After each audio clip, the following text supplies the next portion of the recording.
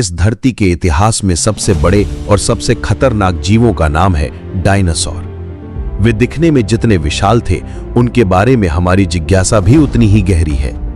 लेकिन क्या तुम जानते हो डायनासोर कहां से आए थे? वे कैसे जीवन जीते थे और उनके बच्चे कैसे जन्म लेते थे? करीब 23 करोड़ साल पहले, जब इंसान का कोई अस्तित्व नहीं था, तब धरती पर एक नया युग शुरू हुआ, मेसोजोइक युग। यही वो समय था जब डायनासोर का पहली बार धरती पर आगमन हुआ। शुरुआत में वे छोटे आकार के होते थे और छिपकर जीवन जीते थे। लेकिन समय के साथ कुछ डायनासोर बहुत विशाल, ताकतवर और भयानक शिकारी बन गए। करोड़ों सालों तक उन्होंने इस धरती पर राज किया, बिना किसी चुनौती के। वे अलग अलग वातावरण में रहते थे, घने जंगलों में, ऊंचे पहाड़ों पर और यहां तक कि झीलों और नदियों के किनारे भी।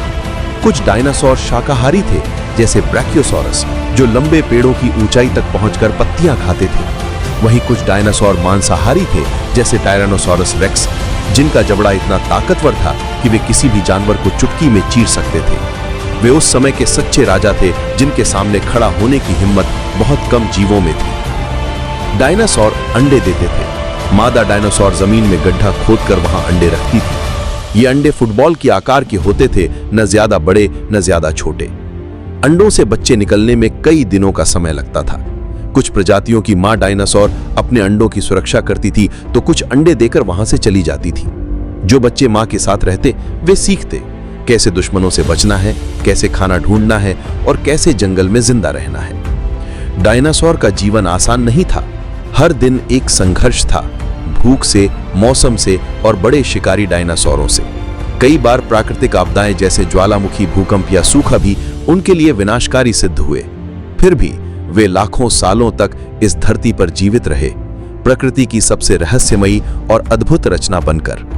लेकिन फिर आया वो दिन जब सब कुछ बदल गया। एक विशाल उल्का आकाश से धरती पर गिरी। टकराने के बाद चारों ओर धूल और धुआं फैल गया। सूरज की रोशनी गायब हो गई, तापमान गिर गया, पेड़ पौधे मुरझा गए।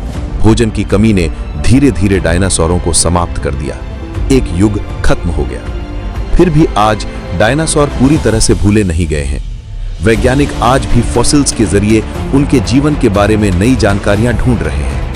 हर हड्डी, हर निशान हमें उस समय की गहराई में ले जाता है और हमारी कल्पनाओं में वे आज भी जिंदा हैं। बच्चों की कहानियों में, किताबों में, फिल्मों में और अब आपके इस स्क्रीन पर।